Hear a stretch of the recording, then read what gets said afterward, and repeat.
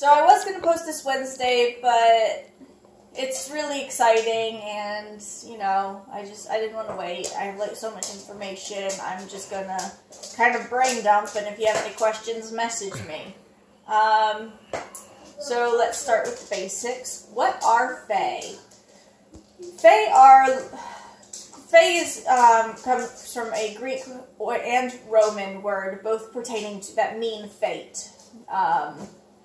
Lower world beings that play a role in the function of the middle world, of our world, is probably the best explanation I can give you on what Fae are. Some of them look like Tinkerbell fairies. Those are sylph. They are elements. They are the air element fairies. Some of them are gnomes. Those are earth element. Salamanders are fire elements. They are often the embodiment of fire, or you'll see little people dancing in fire. Most Fae are humanoid, but a lot of Fae are not. Gnomes, I posted something for Mary. Gnomes actually have, like, pigeon feet. This is very cool. They're a Scandinavian type of fairy. So there's a bunch of different fairies from a bunch of different origins. Fairies are typically broken down into the Seelie and Unseelie court. Seelie is a Scottish term which means silly or happy. So you have the happy fairies and the unhappy fairies. Not all Seelie court Fae are good. There are a lot of tricksters that are not going to kill you,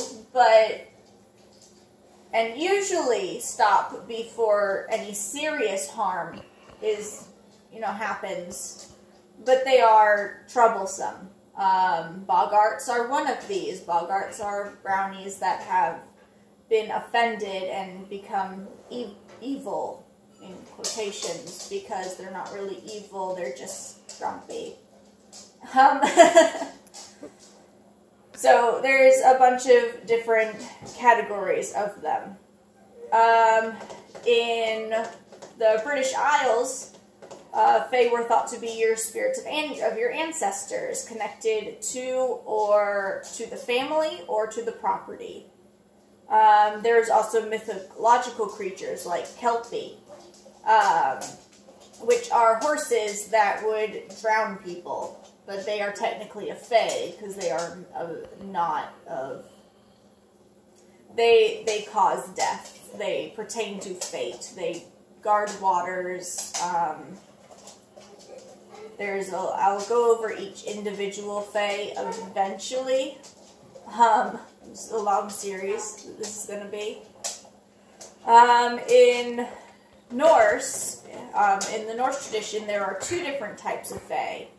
There are the upper world Fae, which we would refer to as angels, but to them they are Fae. And then there's the lower world Fae, which we would Fae. The upper world are their noble ancestors, people that guard, like guardian angels, where a lot of their kings and princesses and queens were actually Fae-born. And their lower world are explicitly evil in the Norse tradition. Anything that is not good is the lower realm. That turns into the Christianity hell. In African origins, Fae are mostly benevolent. You give something, they give you something back, like a blessing. A lot of children that are touched by Fae become superhuman. They don't get diseases, they don't need to eat a lot, they are perfect for that area. You know, that's an amazing thing.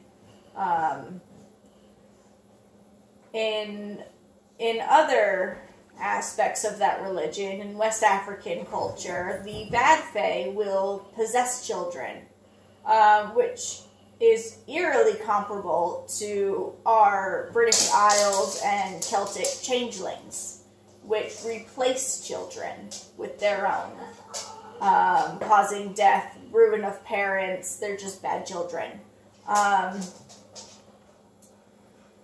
South America and South Central America. Mostly refers to brownies, boggarts. There are, again, mythical creatures along those lines, but you don't typically see you don't see as wide a range as the British or African kind of continent. The Americas aren't, we're not that cool with Fae. Fae will, so onto the typical behavior of Fae. Fae will partner with humans, and the reason they partner with humans is because Fae can't reach the upper realms. They are of the lower realm, but they depict the fate or the order of this realm. Humans are the only creature in existence that can simultaneously be on the upper, lower, and side paths, as well as Midgard. We can be everywhere at once. We are multi-dimensional beings. Most other things are not. And that's a lot of what you'll read is that gods, a lot of people will say, I like the pagan path because the gods work with me, not for me. That's another reason why, is even the gods can't be everywhere at once. Everyone is just too limited. We can be. So you'll find a lot of different Fae really like to be partnered with humans. Some don't like how busy humans are, and in those cases, you'll just never see them. You may catch a glimpse, but you will never feel their energy. They will never work with you. They just don't want to. It's fine. But the right Fae will come to teach you things. They don't all need to be your friends. It's just impossible. It's a silly dream. So what I tell Sammy is not everyone needs to be your friends. If I need to tell an adult what I tell a 4-year-old, I think we're lost. Oh, come on. Right. All right. Typical things that they will partner with you for, if you can offer them knowledge, that is a big thing. But a lot of them just want to have fun. They are the silly court. They are fun, happy creatures. They like entertainment.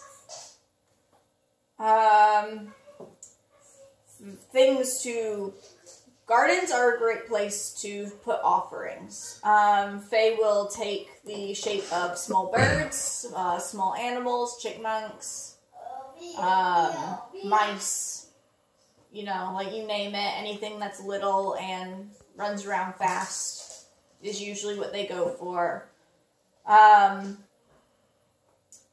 So they'll take the shape of animals and stuff to collect offerings. So if you see animals eating your Fae offerings, don't be like, no, those are for the fairies. Be like, oh my god, that's a fairy! Because it's more than likely that's what it is. Faes love shiny things, love compliments, sweet things, but not chocolate, because if you give a Fae chocolate, it's kind of disrespectful. It's a poison, so not good. Don't give Fae chocolate. Mine like graham crackers, like Teddy Graham cinnamon graham crackers or honey graham crackers. They will also shapeshift into small children. So if you find a lost child, always try and return it to a parent, not parrot. Don't turn it into a parrot, that would be bad. Return it to its parent, or make it happy until it's like, oh, okay, bye. So sometimes there's been a lot of children, or there's been a lot of stories where a child was crying or something, and people are like, here's some candy. Child gets up, leaves. Child turns out to be a Fae. They end up with a pot of gold at their house. They're like, now they're rich. That obviously is a very, very, like, short sum of a very good story. If I can find it, I'll post it. Things not to do with fae. So a lot of people have probably read, you don't name your fairies. True. You do not give your fairies stupid nicknames. There's a really good myth I read about a brownie who was, guarding, haunting, whatever you want to call it, a place. And brownies are extremely helpful. They will do chores for you. They will find things for you. They're awesome. They will tidy, which is nice. But this brownie liked to splash in puddles. Well, the man that lived in the building came back and said, "Oh, Puddlefoot, how are you tonight?" The brownie cried out, "Oh no, I've been named Puddlefoot is what they called me," and vanished, never to come back. So, naming them, bad. But if you offer your name first, ask their name, sit quietly and meditate, 9 times out of 10 you'll find that they are willing to give you some sort of their name. Or something they're willing to have you call them. I've known an Oliver, an Emily, and not a Lester. What was his name? Yeah, I think it was Lester. Something like that. More than often, I find fae don't have really ridiculous fairy names. They are connected to our ancestors. It would make sense that they choose human names for humans to call them. Just keep in mind, these are probably not their true names. If you have the true name of anything, you can control it. So, just accept what they give you and don't go digging. That's a good way to piss things off. When fae, if you ever work with fae, when they offer you something to eat, typically do not eat it, but decline it with a lot of thank you for the offer. And you just be very grateful that they even offered anything, but be like, I can't accept it because I don't deserve it. Or humble. Be very humble when you decline their food or drink. If you're offered and you want to take the risk, sometimes it is worth it. You can gain innate knowledge, understanding, pure enlightenment, magical abilities. You name it. There's a potion that they have out there for it. The rivers of the underworld are all for blessing people. However, there are a lot of side effects, and even some are tricksters in disguise and can curse you with whatever you take. Because if you show greed, if you actually want what they're offering you, it can go south. So really think carefully. So the general rule of thumb is just don't take it. Be grateful, don't take it. I have a couple more things. Let's see.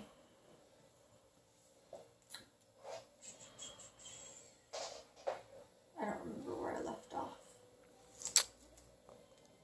off. Fae behavior and not taking things. Yeah. Well, I had that. Hold on.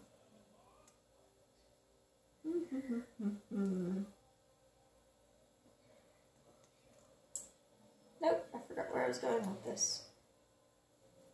Alright, I guess that's it to start. Oh, I remember. If you want to attract fae in your garden, set up honey and bread of some sort, offering something sweet, cake. And then just meditate outside, become closer to the earth. A lot of fae will have extremely strong, unrefined energy. A lot of people go positive and negative energy. Positive is just our more refined energy. Our negative is our more unrefined energy. So they have extremely strong, unrefined energy. It's often mistakable for something evil. When they watch you, you will feel it. If they want you to know they're there, you will feel it. If they're passing by, you happen to catch a glimpse of them, and they're like, "Oh no, I didn't mean for that to happen." You probably will never feel their energy, or it will be so subtle that it's almost negligible. They are not all evil. Most of them are good. But definitely be careful. I'm going to start by going over the common Seelie Court fae. Those are going to be the most likely of what you're going to run into first. And then we'll move on to the unseelie counterparts, and then more obscure Seelie and henceforth. So it'll be good. I have a lot of information to give you guys. Alright, hope I didn't blow your minds with this. So, alright, later guys.